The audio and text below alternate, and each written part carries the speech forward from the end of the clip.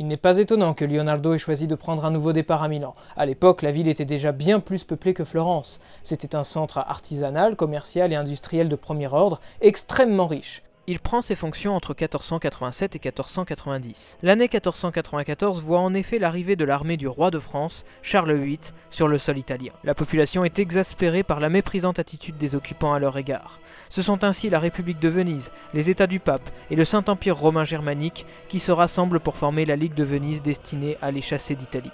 Pendant ce temps, le cousin de Charles VIII, Louis d'Orléans, qui a été laissé en Lombardie avec ses troupes pour sécuriser le passage, ne résiste pas, malgré l'interdiction du roi, à s'en prendre au duché, car il y nourrit des aspirations personnelles. Il attaque la ville de Novare et s'en empare le 10 juin. Suite à cette trahison de la part des Français, Ludovic le Mort réagit et rejoint la Ligue de Venise contre ses anciens alliés. Il contraint Novare au siège et ce n'est qu'au prix d'une bataille gagnée de justesse que Louis parvient à être sauvé par son cousin et à retourner dans son pays. Leonardo était apparemment quelqu'un de distrait, pas inattentif loin de là, mais toujours s'occupant de multiples choses à la fois, tant il avait de domaines et de projets à l'esprit. En plus du fait d'apprendre que Leonardo travaille toujours au cheval du monument, malgré le fait qu'il avait déjà fixé une date auparavant pour la fonte de ce dernier, une autre fresque lui fut confiée dans le même temps que la scène, la décoration de la tour nord-est du Castello Sforzesco, la Sala delle Asse.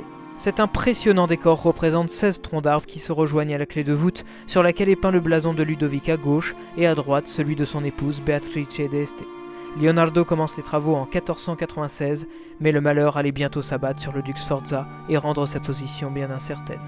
Leonardo était très impliqué dans le programme politique de Ludovic Sforza. Rappelons que la réalisation d'un monument à la gloire de son père ne pouvait que renforcer aux yeux du peuple la mainmise de sa maison sur Milan, si le projet venait à se concrétiser. De même, la scène était bien plus une commande du duc que celle du couvent de Santa Maria delle Grazie. Les lunettes qui ornent l'épisode en partie supérieure sont en effet aux couleurs du couple ducal ainsi que de leurs enfants, et toute la famille se retrouve agenouillée sur le mur d'en face au sein de la crucifixion de Giovanni Donato Montalfano, réalisée peu avant la fresque de Leonardo. Mais nous avons déjà évoqué l'œuvre la plus grande en termes de superficie qu'il réalisa pour la famille Sforza, tout entière dévouée à leur prestige. Un total de 267 mètres carrés, la Sala delle Asse, sur laquelle il convient de nous attarder bien plus que nous le fîmes.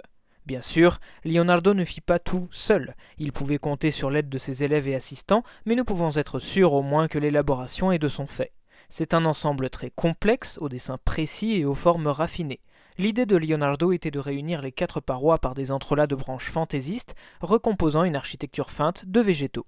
Le choix même des arbres, des mûriers, évoque par la sonorité de leur appellation latine, morus, le surnom du duc, le mort. Un moyen plutôt simple mais efficace de signifier l'omniprésence du duc et de son pouvoir. Un pouvoir octroyé par le puissant empereur romain germanique, Maximilien Ier de Habsbourg. Cette salle est un gage de la relation et de l'allégeance qui unissait les deux hommes, comme on peut le lire sur les inscriptions.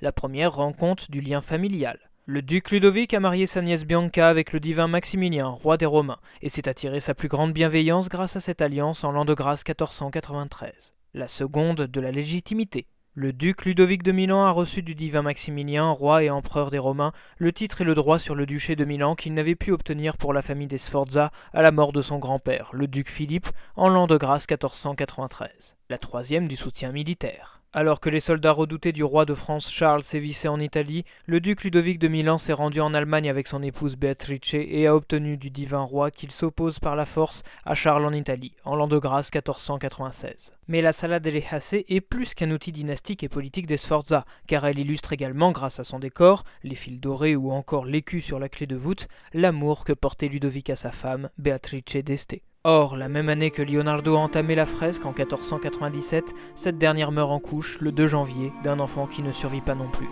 Le choc est bien évidemment terrible pour Ludovic, mais aussi pour Leonardo, qui entretenait une belle amitié avec la duchesse. Il avait d'ailleurs coutume de marcher avec elle dans la rue qui porte encore aujourd'hui son nom. Malheureusement, le décor a beaucoup souffert et a subi de nombreuses restaurations, dont certaines abusives ne permettent plus de l'apprécier dans l'état où Leonardo l'a laissé. Par exemple, nous ne connaissons pas le contenu exact du 4e panneau qui a été ôté au moins par 2 fois. Il présentait sans doute à l'origine une inscription concernant la bataille de Fornoux, qui n'a certes pas permis d'empêcher la retraite de Charles VIII jusqu'au nord, mais qui l'a privé de ses conquêtes. Toutefois, cet orgueil italien fut de courte durée, car à l'été 1499, les Français revinrent en Italie, dirigés par le successeur de Charles VIII, mort en 1498, le fameux Louis d'Orléans, conquérant de Novare, devenu Louis XII. Le but de l'expédition est moins le royaume de Naples que les aspirations personnelles du roi. Il veut se venger du siège de Novare, récupérer le duché de Milan et destituer Ludovic. La trahison du commandant de la place et les capacités militaires de Gian Giacomo Trivolgio, allié aux Français, conduisent rapidement à la chute de la ville.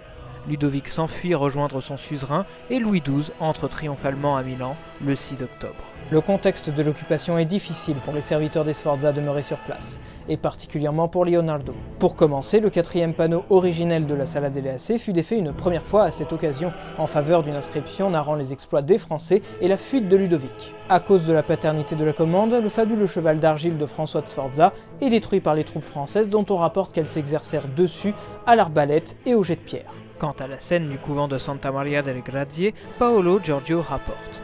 L'on dit qu'à la vue de cette peinture, Louis de France demanda ému à ceux qui l'accompagnaient si l'on pouvait l'ôter du mur pour l'emmener en France, même si le réfectoire devait s'en trouver ruiné. La fresque n'est finalement sauvée que grâce au début précoce de sa dégradation. Mais vous l'aurez compris, l'oppression des conquérants est totale, la destruction ou la modification des symboles liés à l'ancien pouvoir, systématique.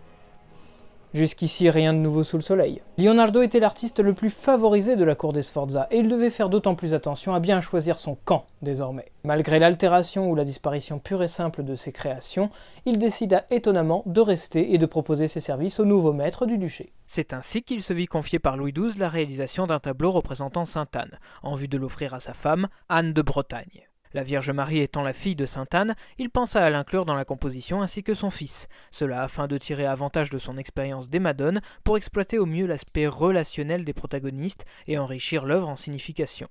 Leonardo commença ses études par l'enfant. Il reprit l'idée qui l'avait guidé lors de la conception de la Madone Benoît, en faisant en sorte que celui-ci semble se détourner de sa mère, occupé par autre chose, tout en la regardant encore. Mais cette autre chose, nous n'arrivons pas réellement à la distinguer dans ses croquis. Il s'agirait d'un animal.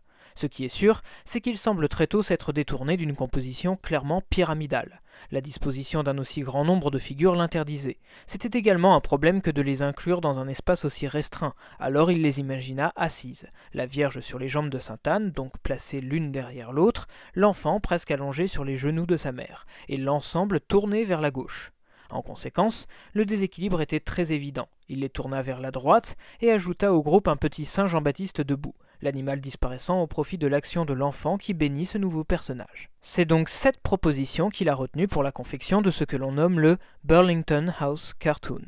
Un carton, c'est donc une version très avancée comme nous pouvons le voir, destinée à réaliser le tableau. Le dessin ou le jeu des ombres et de la lumière y sont en effet très poussés, mais la douceur et la finition des visages sont encore plus remarquables. Outre la filiation qui unit la Vierge à Sainte Anne, leur ressemblance physiologique reste très troublante, et pourrait s'expliquer par l'exemple d'un seul et même modèle, son protégé Salai.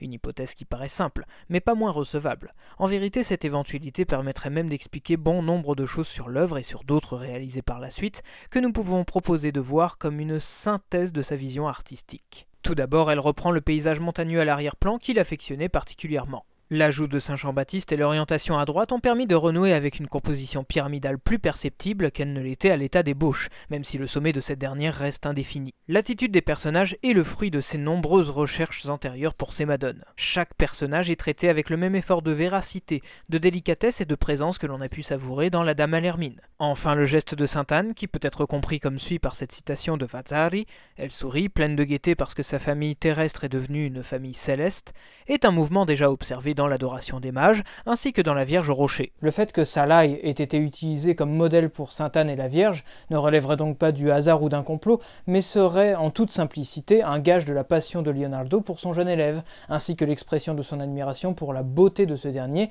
qui représenterait pour lui une sorte d'idéal physique, puisque moral, non. Toutefois, les efforts que Leonardo fit pour s'adapter à la nouvelle situation de Milan en essayant de convenir à Louis XII lui proposant cette œuvre riche et complexe ne pouvaient que contraster avec les faveurs dont il était gratifié par le gouvernement précédent. Après autant d'épisodes tragiques comme la mort de la duchesse Beatrice, la fuite de son mécène Ludovic ou encore la destruction de son cheval, qui lui avait demandé tant d'années d'études et d'efforts, il était plus qu'évident qu'il n'allait pas s'attarder plus longtemps en Lombardie. Il fit transférer le 14 décembre 1499 ses biens à Florence, mais c'est d'abord à Mantoue qu'il se rendit, auprès de la sœur de Beatrice, la marquise Isabelle d'Este.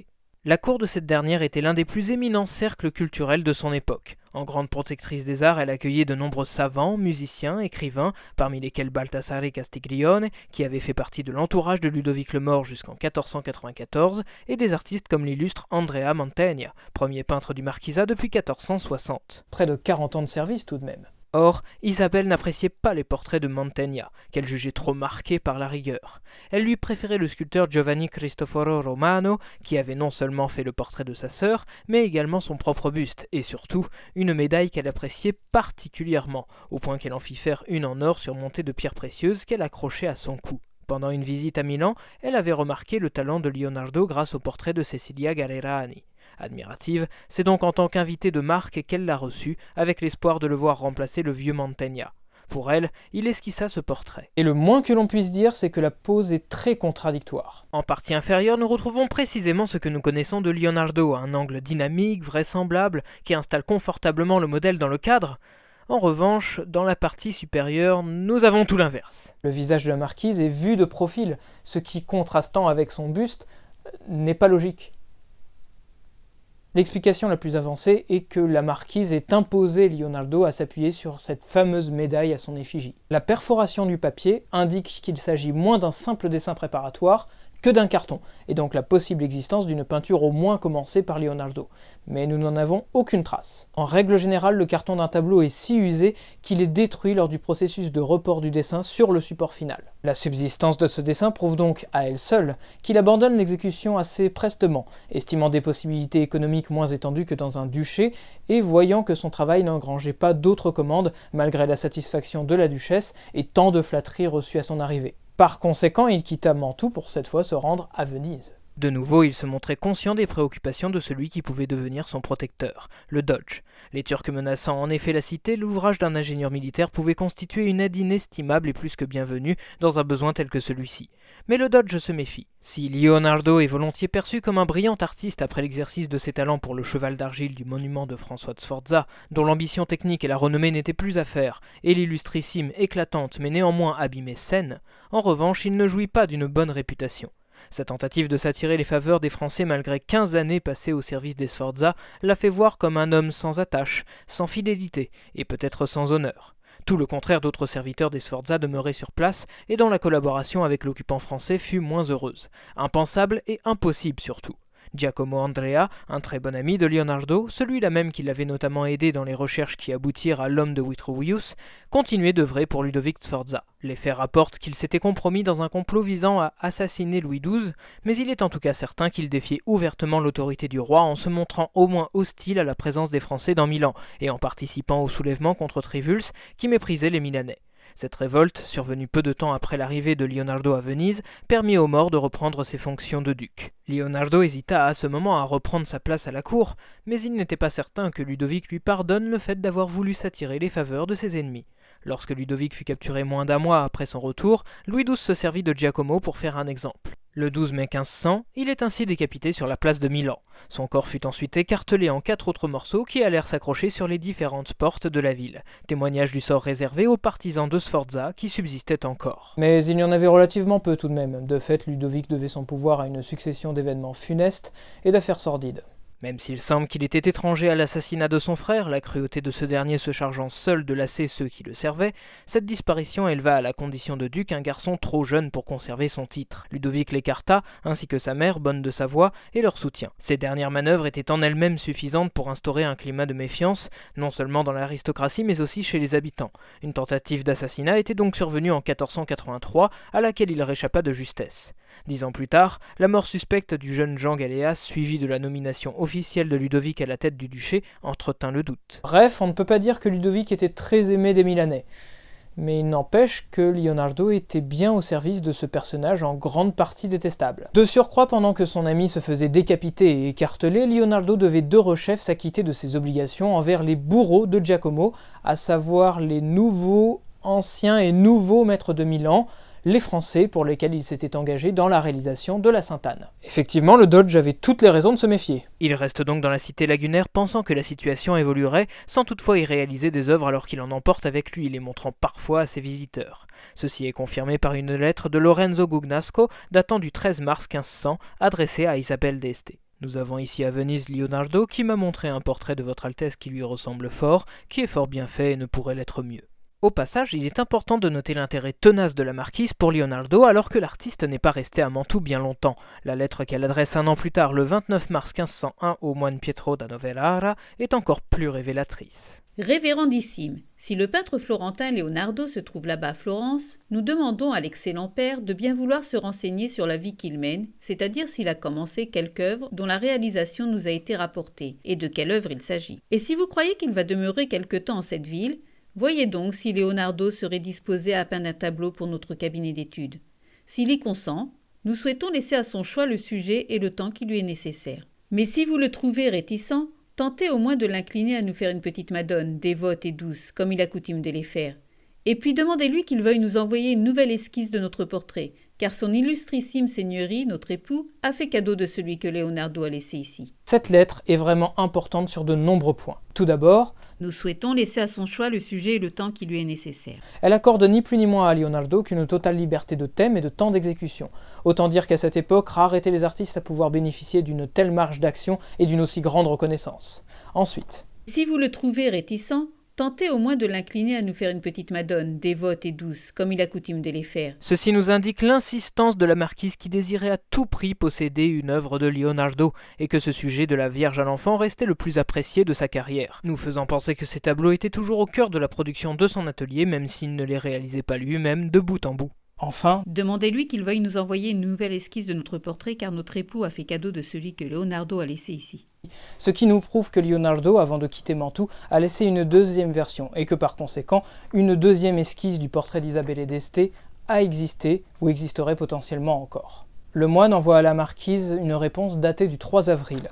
À ce que je puis voir, la vie de Leonardo est très inconstante et incertaine, et il semble qu'il vit au jour le jour. Il nous renseigne sur un autre carton semblable au Burlington House Cartoon, présentant un groupe tourné à gauche et un agneau à la place de Saint Jean-Baptiste, carton qui semble avoir totalement disparu. Il poursuit toutefois sur une note autrement plus inquiétante. À part cela, Leonardo n'a rien fait, sauf qu'il travaille ici ou là, un peu au tableau que font ses assistants. Il s'intéresse intensivement à la géométrie et ne touche presque jamais à un pinceau. Lorsqu'il s'adresse à nouveau à Isabelle d'Este, littéralement 11 jours plus tard, il écrit « J'eus connaissance des intentions du peintre Leonardo par son élève Giacomo Salai, et par quelques autres de ses amis. En bref, ses études scientifiques l'ont à ce point distrait de la peinture qu'il ne supporte pas même de prendre un pinceau à la main. » Nous sentons dans cette dernière phrase que l'agacement des contemporains de Leonardo était palpable. Ils ne comprenaient tout simplement pas cette espèce de dégoût pour son métier premier et manifestaient entre eux leur impatience qu'ils répondent un jour à leur commande. Ils ne supportent pas même de prendre un pinceau à la main. Cela peut paraître surprenant, surtout lorsque l'on estime que plus tôt il signalait « Il travaille ici ou là au tableau que font ses assistants ». En continuant cette lettre du 14 avril 1501, le moine nous donne deux autres renseignements importants. S'il peut se dégager de ses obligations à l'égard du roi de France sans tomber en disgrâce, d'ici à 1 mois au plus comme il l'espère, il préfère servir votre Excellence plutôt que toute autre personne au monde. Mais dans tous les cas, il exécutera directement votre portrait et l'enverra à votre Altesse dès qu'il aura terminé le petit tableau qu'il fait pour Robertet, un favori du roi de France. Tout d'abord, Leonardo n'a rien contre le fait de revenir à Mantoue. Il se peut que sa situation à Venise lui ait fait se rendre compte de sa position précaire et des difficultés qu'il a rencontrées pour trouver un emploi officiel. S'il a quitté Milan, c'était parce qu'il ne pouvait décemment pas servir les dépositaires de son ancien protecteur, mais il devait au moins honorer une commande représentant une Madone pour le secrétaire de Louis XII, sans oublier le tableau de Sainte-Anne pour le roi lui-même, car rien n'indique que ce projet était à ce moment officiellement abandonné. Mais il faut bien l'avouer, contrairement à ce que Novellara rapporte, et malgré la logique qui lui avait fait quitter Milan, la perspective de servir un roi plutôt qu'une marquise était, sans le moindre doute, plus alléchante. La Madone au fuseau, que Novellara décrit comme étant l'œuvre destinée à Florimond Robertet, n'est pas de la seule main de Leonardo, et il est très peu probable qu'il en exista une principalement de son fait. Il réalise toujours les dessins, mais laisse comme pour la Madonna Lita le soin à ses assistants de les mettre en peinture. Deux versions particulièrement fameuses, dont on ne doute pas qu'elles sortent de l'atelier du maître, sont à retenir de cette Madone. La première, selon toute probabilité la plus proche de la vision de Leonardo, surtout pour ce qui est du paysage montagneux à l'arrière-plan, serait de la main de Salai. Elle déploie un dessin très fort qui peut paraître maladroit par endroits, notamment dans le visage de l'enfant ou la séparation très marquée du voile de la Vierge, sur le front de celle-ci. La seconde, quant à elle, est d'un artiste non identifié de l'atelier, et présente malgré des masses grossières et une facture générale considérée comme médiocre, un sfumato, cette fameuse technique déjà entrevue dans le portrait de Ginevra de Benci, très accentué et maîtrisé. Preuve que Leonardo intervint bien plus sur ce second tableau que dans celui que l'on suppose être de la main de Salai. Mais tout le reste, effectivement, ne lui appartient pas. De toute évidence, la commande de Robertet fut honorée et Leonardo délaissa Isabelle et d'Este, sinon il ne se serait pas risqué de retourner à Florence après 20 ans d'absence, en avril 1501. Mais une fois arrivé, il décida de ne pas loger chez son père encore vivant. Pour commencer parce qu'il ne pouvait très certainement pas retourner au domicile familial après avoir eu autant de succès à Milan, il l'aurait sans doute vécu comme une humiliation puisqu'il était parti précisément pour vivre de lui-même. Et aussi parce que son père n'avait pas perdu de temps. Sa seconde belle-mère, Francesca, était morte en 1475 sans avoir donné d'enfant à Piero, qui s'était donc marié une troisième fois avec une femme du nom de Margherita, décédée en 1486, puis une quatrième fois avec une autre femme du nom de Francesca elle aussi. Leonardo serait donc tombé sur une demi-douzaine de demi-frères et sœurs qu'il ne connaissait même pas. Il ne faut pas oublier qu'il était le bâtard de la famille et que ces derniers lui feraient bien comprendre sa position dans quelques années. Quand il revient, la ville avait enduré maintes épreuves depuis son départ, et la situation de la classe dirigeante s'en trouvait considérablement évoluée. À la fin du règne de Laurent le Magnifique, un moine dominicain du nom de Savonarola prêchait dans les rues et les églises de Florence contre la mainmise des Médicis qu'il estimait corrompue et tyrannique, se comportant en véritable despote, ne voulant rendre la liberté à la population. Il s'attirait de plus en plus de partisans pendant que Laurent s'éteignait en 1492. Son fils Pierre lui succéda, mais confirmant les accusations de Savonarola, il était oisif et agissait en dirigeant arrogant. Au déclenchement de la première guerre d'Italie, il n'eut d'autre choix que de laisser Charles VIII et ses troupes pénétrer dans la ville suite à ses piètres qualités de négociateur et sa propre faiblesse militaire. Pensait-il que le souverain le débarrasserait de ce moine gênant ? Cet événement eut précisément le résultat inverse. Pierre s'était révélé impuissant à protéger la ville, et moins digne que son père à défendre les intérêts des Florentins. Poussé par la population, il fut contraint de fuir en 1495, et Savonarola, avec l'approbation de Charles VIII, devint le dirigeant officiel de la cité, instaurant une véritable théocratie, un gouvernement prétendument pur et sous l'autorité de Dieu. Il fit fermer les tavernes, les bordels, interdit les jeux, engagea une milice chargée d'observer la vie quotidienne des habitants, et qui les forçait de plus en plus violemment à pratiquer l'aumône par exemple, comme de bons chrétiens. Mais le point culminant de ces actes pour une Florence vertueuse libérée du péché fut le bûcher des vanités qui se déroula le 7 février 1497. Dans ce brasier, les atours du luxe et de la débauche devaient être consumés. Des robes richement ouvragées, des miroirs jusqu'aux cosmétiques disparurent. La peinture aussi devait être recadrée et de nombreuses œuvres furent ainsi la proie des flammes. Cependant, les prêches de Savonarola ne dénonçaient pas la seule corruption des Médicis, s'aliénant la fureur du pape Borgia. Ce qui conduisit à son excommunication et à son arrestation, puisque les Florentins s'étaient lassés de l'austérité ambiante et des actions brutales de la milice. Savonarola fut interrogé, torturé à 2 reprises, avant d'être pendu puis brûlé sur la Piazza della Signoria. Cet événement permit à la République florentine de véritablement renaître.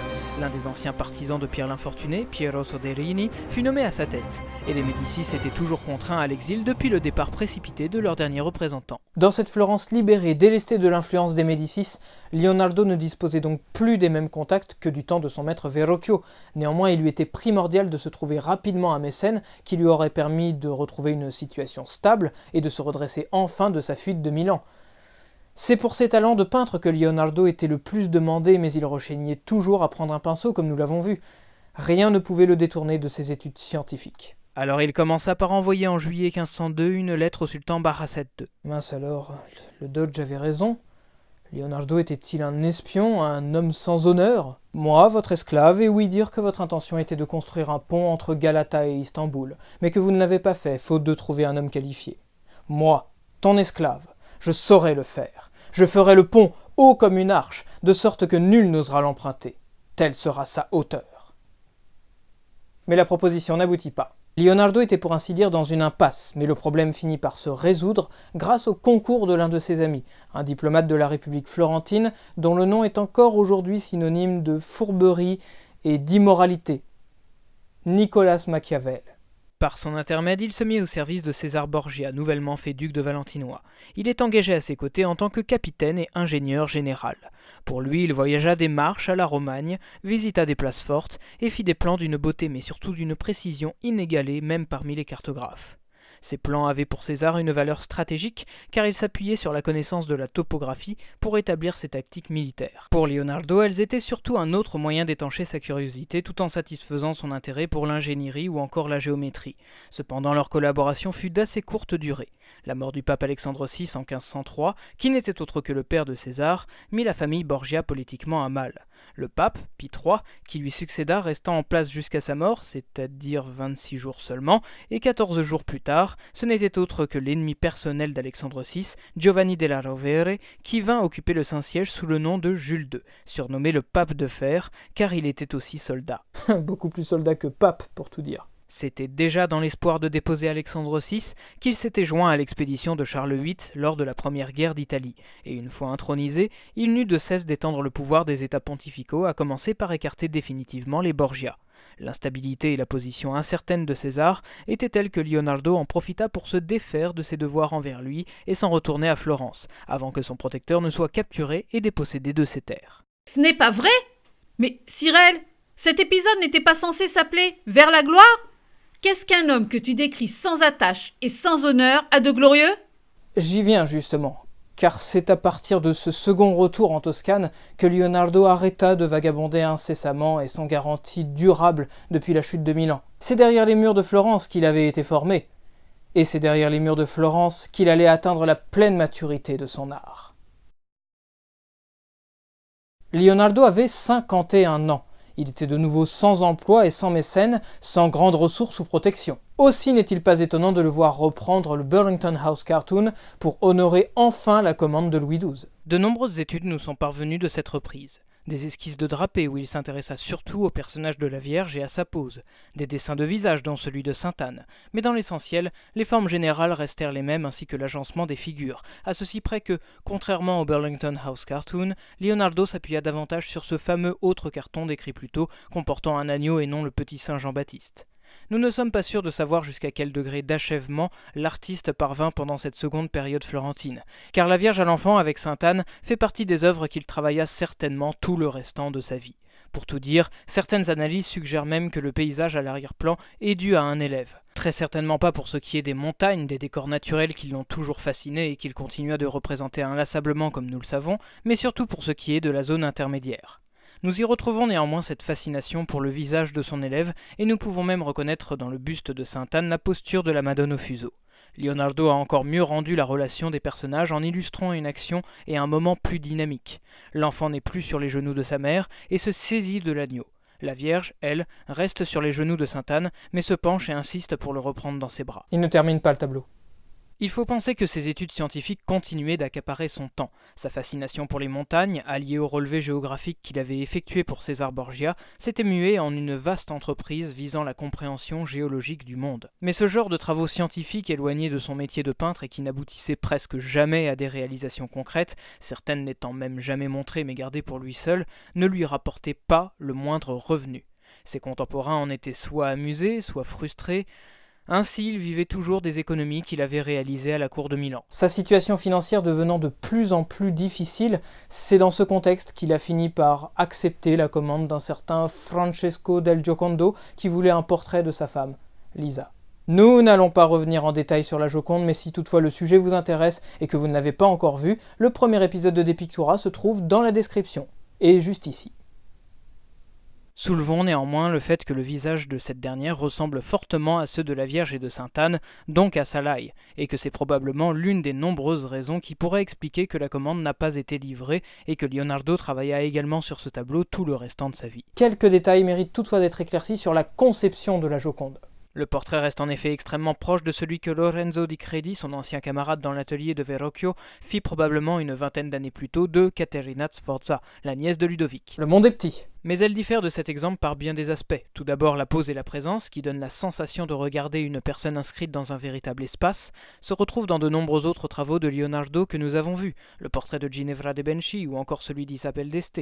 Ajoutons les montagnes, l'eau et sa technique du sfumato, la Joconde est donc elle aussi à comprendre comme une synthèse de l'art de Leonardo et une recherche de la vérité. Rappelons que le contexte était plutôt difficile pour Lisa Gherardini qui attendait un enfant mais venait de perdre sa fille. Il avait donc engagé des musiciens pour la ravir au moins un peu l'instant de sa pause. Mais bon, la commande n'ayant pas été livrée, Leonardo n'a donc pas touché la somme convenue pour le tableau, et c'était pourtant le but recherché. Bref, Leonardo n'était toujours pas sorti d'affaires et sa crise financière n'était toujours pas résolue. C'est à ce moment que son ami Nicolas Machiavel, avec qui il était resté en contact, intervint en sa faveur auprès de la République. Il l'aida en effet à décrocher une commande prestigieuse destinée à décorer la Salone dei Cinquecento au Palazzo Vecchio. Il s'agit de la 3e œuvre qu'il réalise à Florence à cette période, bien plus grande et glorieuse que ne l'était la Joconde, la bataille d'Anghiari. Le but de la République florentine était alors d'affirmer son pouvoir en faisant oublier l'emprise qu'avaient eu les Médicis et Savonarola sur la ville